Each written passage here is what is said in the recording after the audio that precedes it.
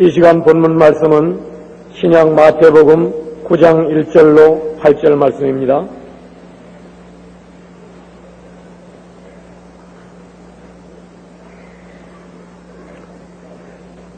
마태복음 9장 1절로 8절 말씀 봉독해 올리겠습니다.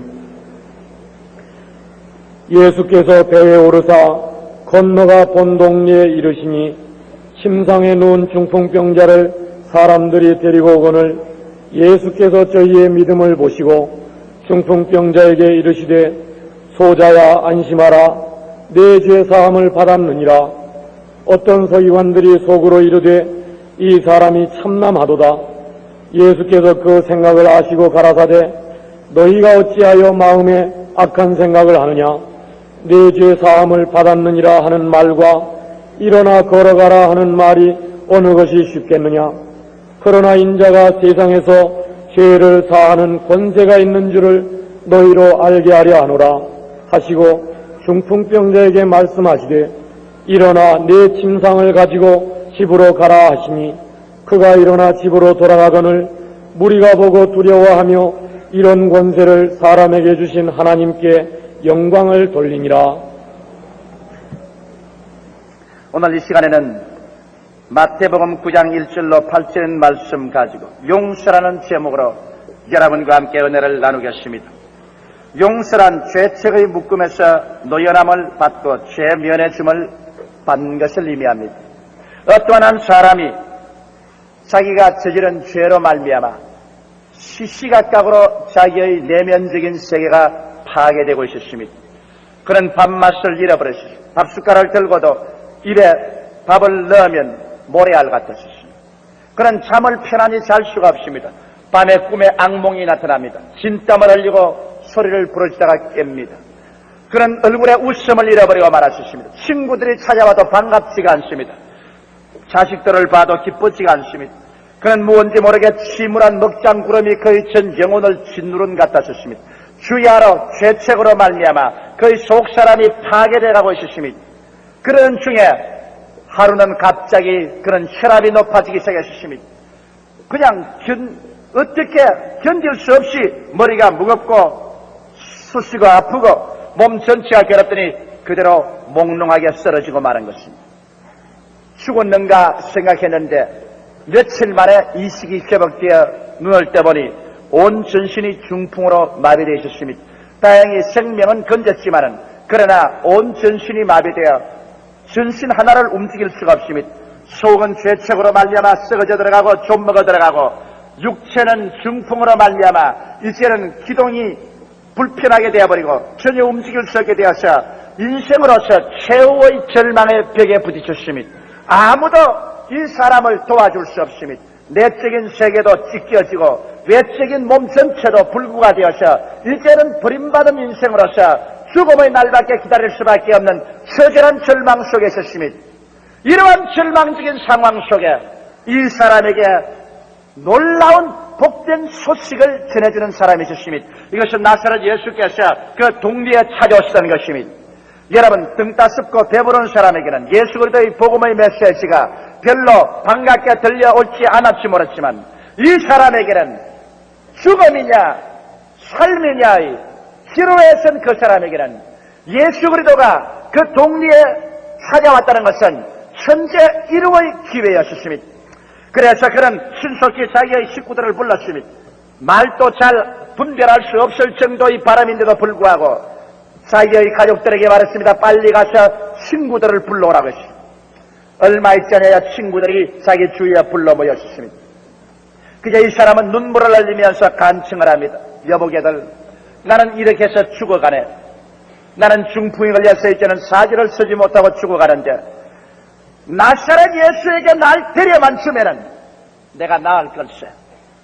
나는 그런 믿음이 있네. 그는 죄를 용서하는 분이요 병을 고치고 귀신을 내어 쫓고 죽은 자를 살리고 그는 사람을 살리려 온 분이네. 나를 좀 데려다 주게. 마지막 죽어가는 사람의 눈물 흘리는 간청을 친구들이 배반할 수 있습니까? 그래서 그들은 들것을 만들어서 그 사람을 눕히고 내 귀를 붙잡고서 예수 그리스도 계신 곳을 찾아갔습니다. 그리스도가 계신 집 앞에 가니 인산인해로 장사년을 치고 있으며 성령색색의 앓는 자와 병든 자들이 꽉 들어차있고 또 일반적인 사람들도 그리스도의 말씀을 들으려고 구름대처럼 모여 있는지라 그 사이를 밀고 들어갈 도리가 없습니다. 아무리 애를 써도 밀려 나오고 튕겨쳐 나옵니다. 그래서 어찌할 도리가 없어 비상수단을 쓰지 않으면 안 되겠다고 생각했습니다. 이래서 내 친구는 소닥다리를 놓고서 평평한 지붕 위에 이 환자를 갖다 얹었습니다. 그러고 난 다음 뇌를 가지고 와서 지붕을 뚫기 시작했습니다. 갑자기 지붕이 무너지는 요란선 소리가 나고 먼지와 티끌이 비와 같이 방 안에 앉은 사람 위에 쏟아집니다. 집주인은 놀라서 눈이 휘둥그레서 고래고래 고함을 쳤지만은 이 지붕을 뚫는 사람들은 거기에 아랑곳 없이 계속 지붕을 뚫습니다. 사람들마다 모두 다 티끌을 피해서 몸을 제낍니다. 얼마 있지 않다가 큰 덩어리가 떨어지면서 구멍이 뚫어졌습니다. 그러자 지붕 위에 네 사람이 얼굴을 시뻘겋게 해서 밑을 내려다보고 내 귀에 밧줄을 묶어서 이 중풍병 환자를 예수님 발 앞에 내려놓습니다. 죽느냐 사느냐 이 결단인 것입니다. 이 사생 결단을 하고 주님께 찾아오는 사람은 어떠한 사람도 막을 수가 없는 것입니다. 그래서 이 사람이 예수님의 발 앞에 놓여지자마자 예수님께서는 그 사람을 쳐다보았습니다. 그리스도의 눈은 불꽃같이 그 사람의 중심을 깨뜨려보고 이 사람은 죄책으로 말미암아 죄의 양심의 가책으로 말미암아 서서히 당시의 존재가 좀먹어 들어가고 있는 것을 알았었습니다.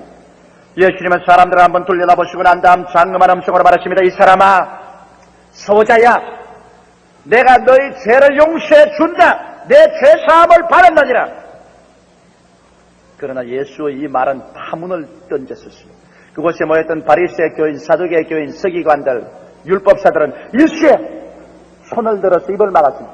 아니, 감히 저 사람이 누구기에 남의 죄를 용서한다고 하느냐? 자기가 하나님이냐? 하나님 이외에 죄사함을 줄 사람이 없는데 감히 자기가 누구기에 내가 내 죄사함을 받았느냐고 하느냐? 그럴 때 예수님께서는 그들의 인원하는 것을 아시고 즉시로 말하기를 너희들이 왜 마음속에 인원하는가? 인자가 세상에서 죄사하는 권세가 있느니라. 내가 이 사람 보고 내 병이 죄가 용서함 받았다는 말은 값싸다. 누구든지 알 수 있다. 그러다 내가 죄사하는 권세가 있는 줄 알게 하기 위해서 이 사람을 고쳐줄 것이다. 이 사람아, 너는 일어나서 심상을 얻게 걸머쥐고 너희 집으로 돌아가라.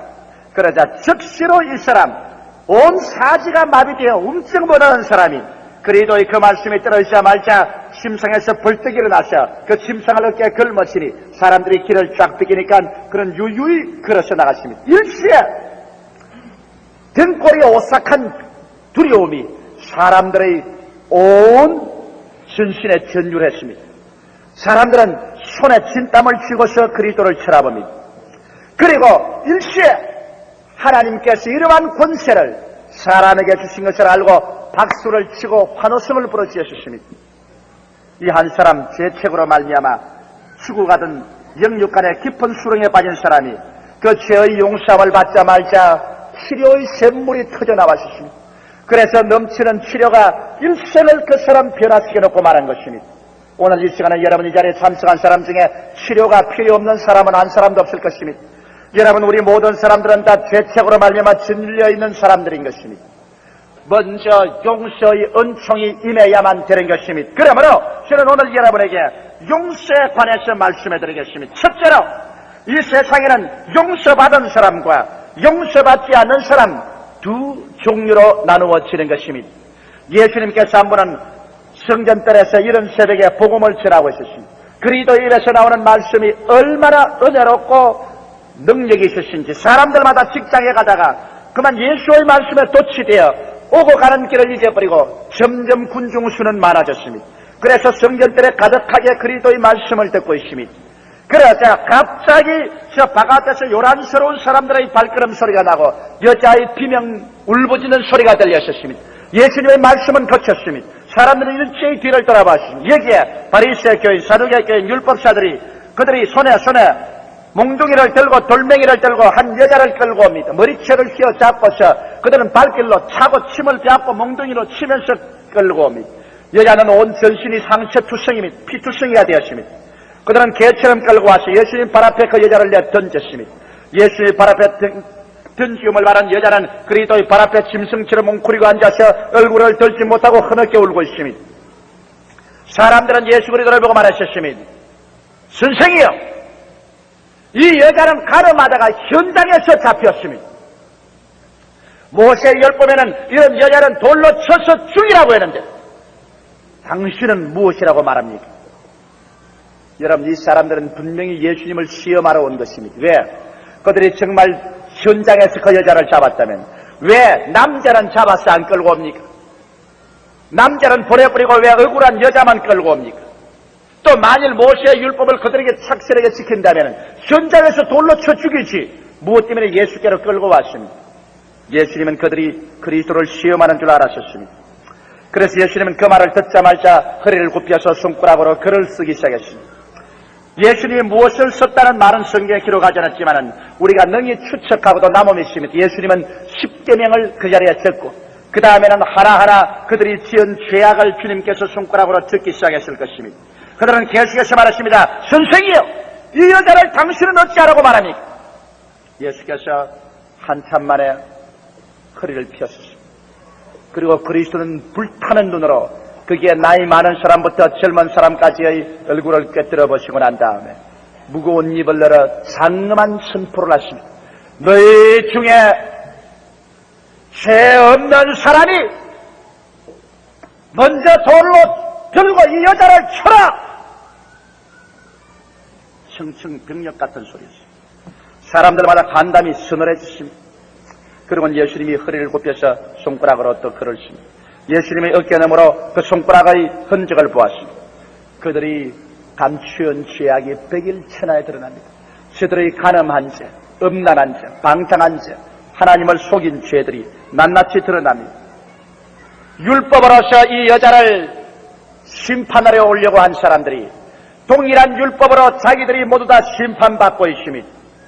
자기들이 돌로서 이 여자를 치려왔는데 오히려 자기들에게 돌이 날라올 것을 두려워하게 되셨습니다.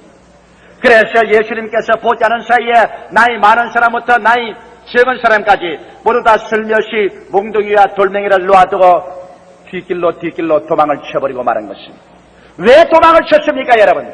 율법으로서 사람을 심판하려고 하는 사람은 똑같은 그 율법으로 자기가 심판을 받을 것입니다.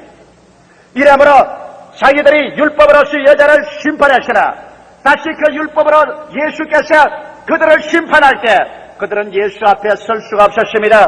그러므로 그들은 다 도망치고 오직 죄인 여자만 남았었습니다. 예수께서 한참 만에 고개를 들어서 죄인 여자에게 말했습니다. 여자여, 너희를 정죄하는 사람이 있느냐? 여자는 소스라쳐 놀라서 고개를 들어 주위를 살펴보았었습니다. 오직 어지러워진 것은 몽둥이와 돌멩이뿐 사람은 하나도 없습니다. 주여, 나를 정죄하는 자가 아무도 없습니다. 그때 예수께서 나도 너를 용서하고 너를 정죄하지 아니한다. 너는 돌아가서 다시 죄를 짓지 말라. 아마 예수 이 말씀을 들은 이 여자가 그냥 가만히 있겠습니까? 그는 그냥 거꾸로 해서 예수님의 발을 아마 끼어 안았을 것입니다. 그리고 통곡을 하고 그러십니다. 주님 고맙습니다. 나의 생명을 구원해 주신 예수님 감사합니다. 나를 용서해 주신 주님 감사합니다. 여기에 오직 하늘과 땅 사이에 용서해 주신 예수 그리스도와 용서받은 죄인 여자 이 두 사람만 남았고 그 위에 태양의 밝은 빛이 비쳤습니다. 여러분, 이것은 중대한 것을 하나 보여주고 있지 않습니까? 용서받지 못한 사람들은 다 도망을 쳐버리고 오직 용서받은 죄인만이 예수님의 발 앞에 남아있어서 흐느껴 울며 놀라운 치료의 셈이 그의 생애 속에 터져나와서 그는 변화를 받고 있더라는 것입니다. 오늘날도 여러분, 이 세상에는 용서받은 사람과 용서받지 못한 사람 두 종류의 사람밖에 없습니다. 우리가 죄인한 사람이 누가 있습니까? 성경은 말씀하시기를 모든 사람이 죄를 범하였으니 하나님을 영광에 이르지 못한다고 말했습니다. 죄를 짓지 않은 의인은 한 사람도 없다고 말했습니다. 여러분, 오늘 이 시간에 돌을 들어서 이웃 사람의 죄를 칠 수 있을 만큼 의로운 사람이 우리 가운데 과연 몇이나 있겠습니까? 스스로 의롭다고 하고 남을 정죄하고 심판하는 사람은 심판의 날에 하나님 앞에 서지 못할 것입니다. 율법으로 남을 심판하는 사람은 동일한 그 율법이 나를 심판할 때 나는 율법 앞에 서지 못하고 도망쳐야 할 것인 것입니다. 오늘날 사람은 여러분 하나님이 우리를 지옥에 보낸 줄 알지만 하나님은 아무 사람도 지옥에 보내지 않습니다. 용서받지 못한 사람이 하나님의 율법 앞에서 견딜 수가 없어서 스스로 자기가 하나님 없는 곳으로 피해서 달아가는 것이 지옥인 것입니다. 누가 예수님 앞에 설 수 있고 누가 하나님 앞에 설 수 있습니까? 용서받은 죄인들이 있을 수가 있는 것입니다. 죄를 지었음에도 불구하고 못났음에도 불구하고 버림을 받아야 마땅함에도 불구하고 죄 있는 그대로 못난 그대로 빈손든 그대로 예수 앞에 서게 될 때 수고하고 무거운 짐진 자들아 다 내게로 오라. 내가 너희를 편히 쉬게 하겠다는 예수 그리스도의 그 사랑 앞에 꺾부러져서 그리스도의 용서를 받을 때 여러분의 속에는 놀라운 치료의 샘물이 터져나와서 인격적인 비뚤어진 것이 치료를 받고 생활의 치료를 받고 새로운 삶의 역사가 일어나는 것을 체험하게 되실 것입니다. 이와 같이 용서받은 사람만이 예수 앞에 설 수 있고 천국은 용서받은 사람들이 올라가서 사는 것이 천국입니다. 스스로 이롭다고 하고 스스로 올바르다고 자부하고 그리스도의 용서를 저버린 사람은 예수 그리스도의 심판대 앞에 서지 못하고 모두 다 도망쳐서 영원한 멸망의 어두운 곳으로 떨어져가고 말 것인 것입니다. 어떠한 사람들은 그리스도 용서에 대해서 이런 비평을 말합니다. 예수님께서는 가늠하다가 현장에 잡힌 여자도 그대로 용서하는 것이니 부도덕을 조장하지 않느냐. 아무리 죄를 지어도 용서한다고 하니까 그러면 죄를 자꾸 지어도 용서해 줄 것이니 이제는 부도덕의 생애를 조장하는 것이 아니냐. 이런 질문하는 사람이 있습니다. 이 사람은 나의 두 번째 이 설교를 들어보면 해결될 것입니다. 용서에는 대가가 따릅니다. 주님께서 우리를 용서해 주었다고 하되 그냥 용서해 준 것이 아닙니다. 용서해 주고 난 다음에 그 다음 죄의 책임과 대가는 예수님이 대신 짊어진 것입니다. 여러분 골고다 산정을 볼까요? 여기 골고다상 풀과 나무 한 폭이 없는 해골같이 생긴 그런 산정에 예수님 중간에 십자가에 매달려 있습니다. 이마에 가시관 쓰고 양손과 양발에 못이 박혀 피와 물을 쏟고 있습니다. 우편에도 살인 강도가 하나 십자가에 못 박혀 있고 좌편에도 강도가 못 박혀 있습니다. 강도들의 대화를 한번 들어볼까요? 누가복음 23장 39절로 43절에 보면 십자가 상의 두 강도의 대화가 기록되어 있는 것입니다. 그 좌편 강도가 예수를 보고 말하셨습니다. 그는 예수를 비방해서 가로되 내가 그리스도가 아니냐? 그렇다면 너와 우리를 구원하라.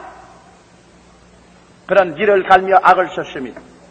그럴 때 오른편에 있는 강도가 그 사람을 꾸짖어 가로되 내가 동일한 정죄를 받고서도 하나님을 두려워하려느냐 이놈.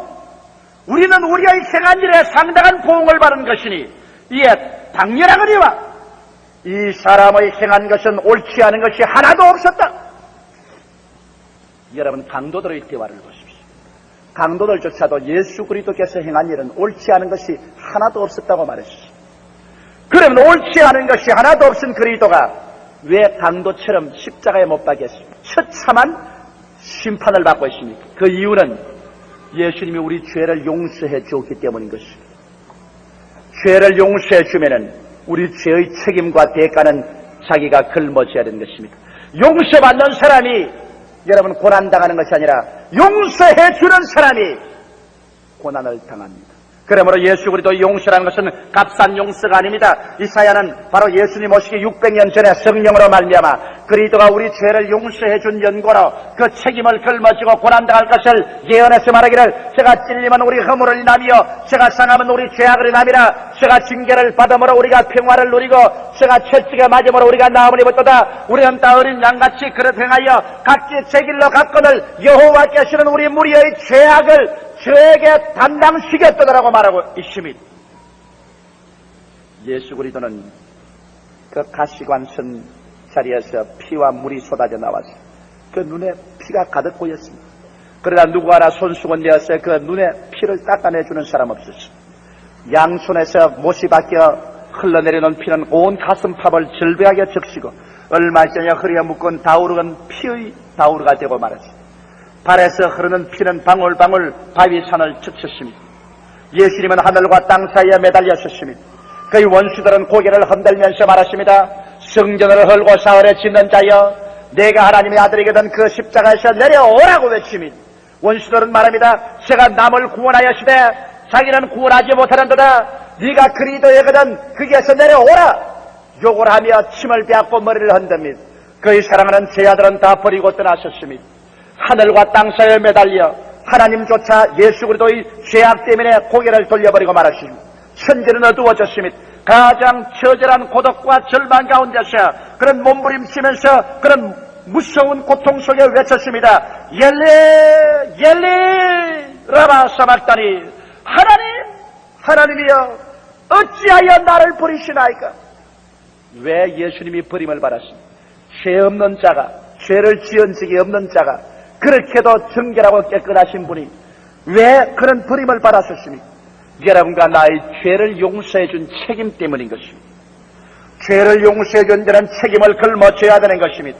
그래서 예수님은 장세우러 모든 인류의 죄를 용서해 준 그 책임을 걸머지고 그 죄를 갚기 위해서 십자가에 못 박혀 자기의 살을 찢고 몸을 찢고 피를 쏟고 창을 받고 물과 피를 다 쏟고 그 영혼이 지옥에 내려가서 3주야를 고생하고 이래서 모든 것을 청산한 것입니다. 이러므로 오늘날 우리가 예수를 믿고 죄사함 받았다는 것은 값싼 것이 아닙니다. 우리가 구원받았다는 것, 이거 아무나 입 밖에 그저 장난으로 내밀 것이 아닙니다. 여기에는 무서운 대가를 지불한 구원인 것입니다. 무거운 고통과 괴로움을 예수님께서 대신 갚았습니다. 이러므로 오늘 이 시간에 주님께서는 그 못자국난 두 손을 활짝 우리에게 내밀고 말씀합니다. 수고하고 무거운 짐진 자들아 다 내게로 오라. 내가 너희를 편히 쉬게 하리라. 내가 세상의 것은 의인을 부르러 온 것이 아니라 죄인을 불러 구원하러 왔노라. 건강한 자에게는 의원이 쓸데없고 병든 자에게라야 쓸데되니라. 내가 세상의 것은 의인을 부르러 온 것이 아니라 죄인을 불러 구원하러 왔노라.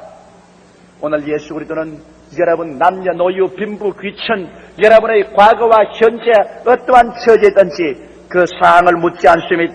여러분이 깨어져서 주님 앞에 나와 그 핏값으로 값주고 사준 용서를 받아들이기를 원하고 있는 것입니다. 이 용서를 받아들이시면 아멘 하십시오.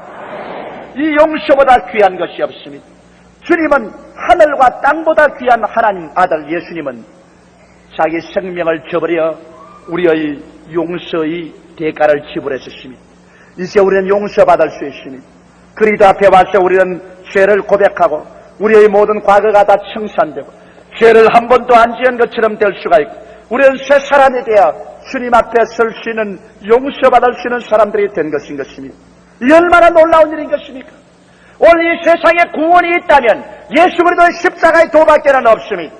사람이 스스로 의로운 행동으로 말미암아 하나님 앞에 설 수 있을 사람은 한 사람도 없습니다. 천하 인간에게 구원받을 만한 다른 이름을 주신 적이 없습니다. 나시아라 예수 그리스도 그 십자가의 보혈 그 아래 쉴 곳이 있습니다. 그 아래 용서가 있습니다. 그 아래 천국이 있습니다. 그 아래 치료가 있는 것입니다. 오늘 예수 그리스도의 십자가의 보혈 앞에 여러분 생애를 내던질 때 여러분의 속에 용서의 손길이 움직일 때 하나님의 치료하는 샘물은 터져나오는 것입니다.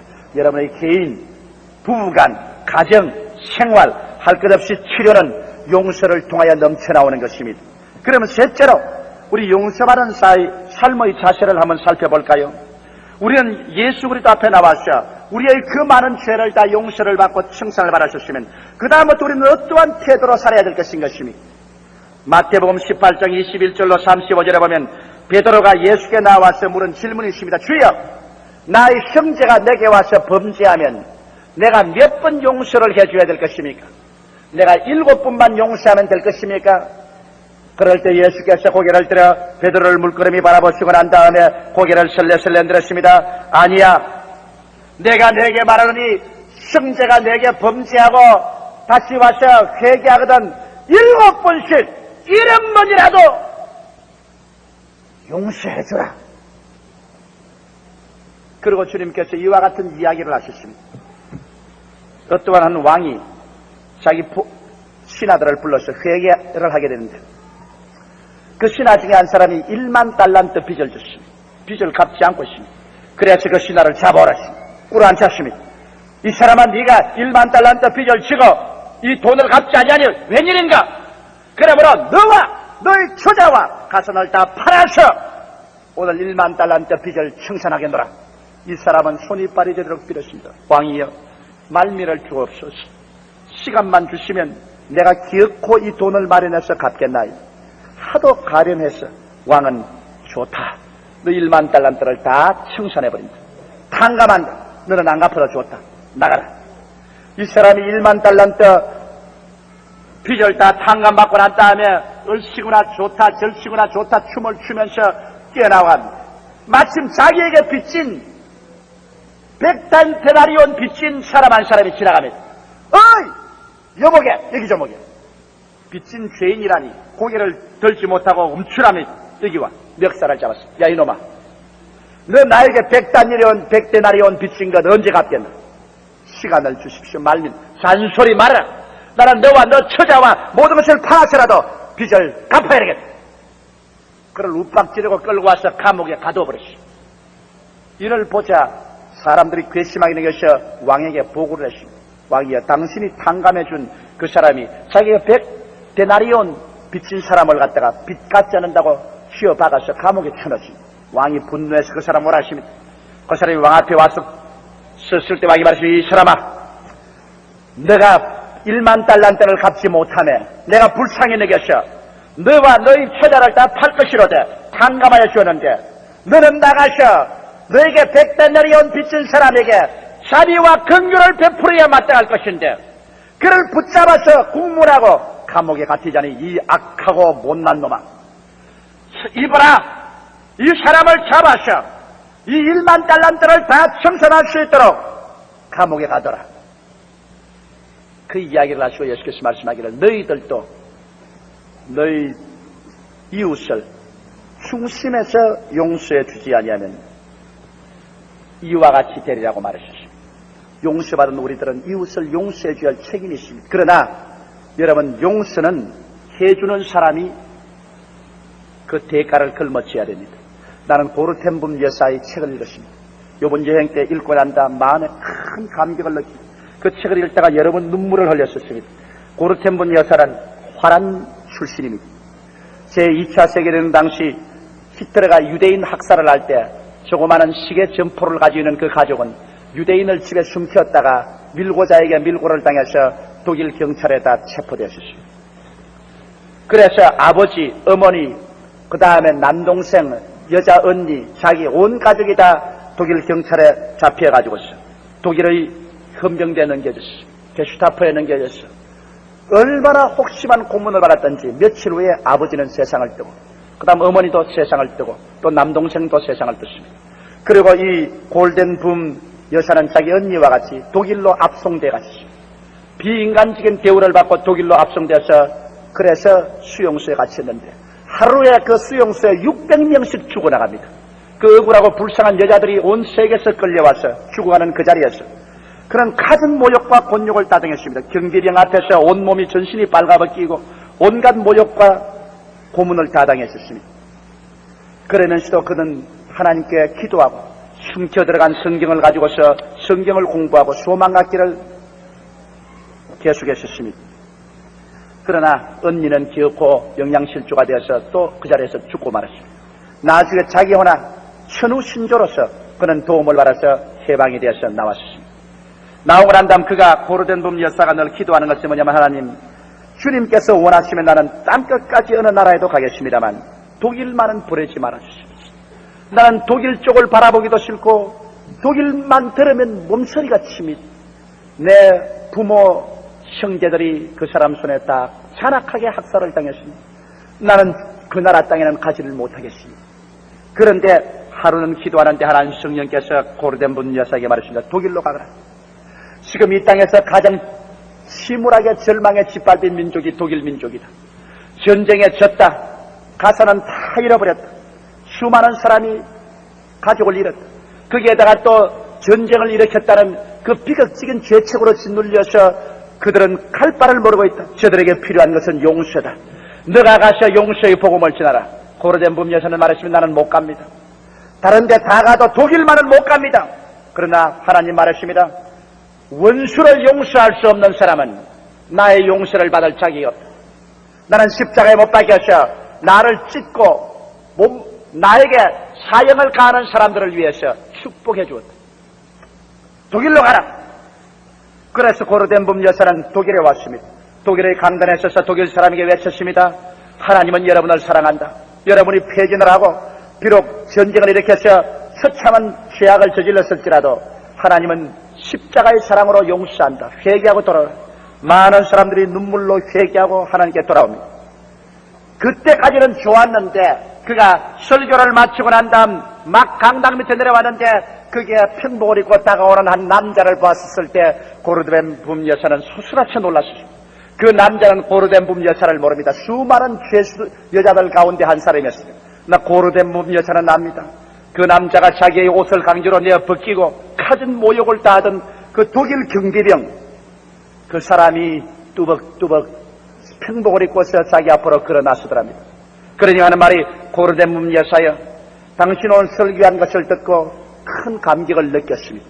나도 과거에 나치 병정으로서 그 강제노동 수용소에서 일했던 사람입니다. 그러나 전후에 나는 교회를 나오게 되고 내 아픈 양심이 그리스도의 피로 씻음을 받고 있습니다. 오늘 당신은 내 죄를 용서해 주겠지요. 그는 자기가 고르덴붐 여사 앞에 저지른 죄악을 모릅니다. 그러나 고르덴붐 여사는 그 사람한테 강제노동 수용소에서 당한 하던 수치와 곤욕을 기억합니다. 그가 손을 내밀었는데 고르덴붐 여사는 손을 내밀 수가 없더라는 것입니다. 그는 눈물이 비오듯이 앞서고 그 병사에게 죽어간 자기의 언니의 영상이 앞을 지나가고 독일 사람에게 짓밟혀 죽은 아버지 어머니와 가족들이 다시 기억이 나고 그 강제노동 수용소에서 자기에게 못쓸 짓을 한 그 병사가 지금 앞에 서서 나를 용서해 주시지요 하고 손을 내밀었는데 그는 도저히 자기 손을 내놓을 수가 없더라는 것입니다. 하나님, 다 용서해 주어도 나는 이 남자만은 용서할 수 없습니다. 나는 용서할 수가 없습니다. 그는 진땀이 흐르고 몸부림을 쳤습니다. 그럴 때 예수님께서 그 마음속에 말씀하십니다. 나에게 침을 베하고 나를 십자가에 못 박는 그 사람들을 내가 용서해 주어. 너는 이 사람이 회개에 나오는데 용서해 주지 않겠는가? 고르덴붐 여사는 주님께 부러졌다고 말했습니다. 주님 있어요. 나는 용서 못합니다. 인간의 힘으로 나는 손을 내밀 수 없지만 주님께서 나에게 힘을 주십시오. 주님의 사랑 아니고는 나는 이 사람을 용서할 수가 없습니다. 나는 용서하기에 너무나 증오가 꽉 들어차 있음이 용서한다는 것은 그렇게 힘이 듭니다. 그럴 때 예수께서 하신 말씀이 손만 내밀으라. 너 손 한 번만 내밀으라. 그래서 고르덴붐 여사가 있는 힘을 다해서 손을 내밀어 그 독일 옛날 병사의 손을 덥석 잡았다는 것입니다. 그러자 일시에 하늘문이 열리면서 하늘에서 한없는 주의 사랑, 주의 용서가 고르덴붐 여사의 가슴속에 솟구쳐 올라오더니만 자기의 모든 원한과 미움이 일시에 다 사라지고 치료하는 샘물이 솟아올라와서 그 독일 사람을 향해서 증오의 눈물이 아니라 불쌍히 먹이고 용서하는 눈물이 비오듯이 쏟아지라는 것입니다. 그리스도의 사랑이 그를 강권해서 그는 두 손으로 그 독일 병사의 손을 잡고 말하셨습니다. 아무렴 용서하고 말고요. 나는 당신을 용서합니다. 당신이 과거에 저질렀던 그 처참한 죄악, 예수 그리스도의 사랑 때문에 나는 당신을 용서합니다. 그리고 눈물을 흘리면서 위에서 기도해주고 그 다음 그 예배당을 나오는데 그의 발걸음마다 하나님의 천사들의 노래소리가 들리는 것 같았다는 그러한 기사를 기록한 것을 읽으셨습니다. 용서라는 것은 그렇게 쉽지 않습니다. 그러나 용서가 우리 입에서 발해질 때 치료하는 샘물이 터져나오는 것입니다. 우리가 예수 그리스도 앞에서 값없이 그 십자가의 보혈로 용서함을 받았은즉 우리 스스로 이제 또 우리의 원수를 용서할 수밖에 없습니다. 이것은 우리의義務요 우리의 책임인 것입니다. 오늘 이 시간에 남편을 용서하지 못해서 몸부림치는 부인도 있을 것입니다. 부인을 용서하지 못해서 발부둥 치는 남편도 있을 것입니다. 자식을 용서하지 못하고 부모를 용서하지 못하는 그런 사람들, 이웃을 용서하지 못하고 그럴 수가 있냐고 몸부림치는 사람도 있을 것입니다. 오늘 십자가 앞에서 예수 그리스도의 그 피 흘린 은총으로 말미암아 내가 용서를 받고 내가 하나님의 용납을 받았었으면 우리들은 우리의 이웃을 용서해 줄 책임과義務가 있습니다. 오늘 이 시간 여러분께서 나는 너를 용서하느라, 나는 예수 이름으로 너를 용서하느라 이 한마디 말할 때 여러분의 생애 속에 치료하는 셈이 터져나게 될 것입니다. 그래서 여러분의 생활 전체가 마치 중풍병 들린 사람처럼 움직하지 못하는 것이 새로운 치료의 생기가 임하여서 부부간에, 부모 자식 간에, 가정에, 이웃에 새로운 활기가 일어나고 새로운 치료가 나타나서 오랜 침상을 박차고 일어난 중풍병 환자처럼 여러분은 새 생명을 얻어서 치료를 받아 하나님과 사랑 앞에 일어설 수가 있을 것입니다. 용서, 이것은 불완전한 인간이 사는 세계 동안에는 언제나 필요하고 또 용서해 줘야 될 것인 것입니다. 나는 고르된 분 여사의 그 책의 마지막 부분에 하나 기억나는 것이 있습니다. 화란에서 전후에 수많은 사람들이 심장병, 폐병, 관절염, 신경통으로 불구자가 되었다는 것입니다. 왜냐하면 이 사람들은 독일 사람을 용서해 주지 못했기 때문에 항상 원한을 가지고 독일 사람을 욕하고 니를 갈고 늘 저주했기 때문에 그 저주가 결국 자기에게 무서운 병이 되어서 전후의 심신의 장애를 얻어서 불구화된 수많은 화란 사람이 있었다는 것입니다. 그러나 그 화란 사람 중에 용서해 줄 수 있었던 사람, 마음에 끄리낌 없이 죄를 용서해 주고 그리도의 피로 씻어줄 수 있었던 사람은 심신의 장애에서 다 고침을 받고 새 사람이 되어서 자기처럼 일어나서 활발하게 살아갈 수 있었다는 것입니다. 사랑하는 성도 여러분, 용서만이 영원한 치료를 가져옵니다. 용서가 없는 곳에는 치료함이 없습니다. 오늘 이 시간에 샘물과 같은 보혈은 임마누엘 피입니다. 그 샘의 죄를 씻으면 다 용서받습니다.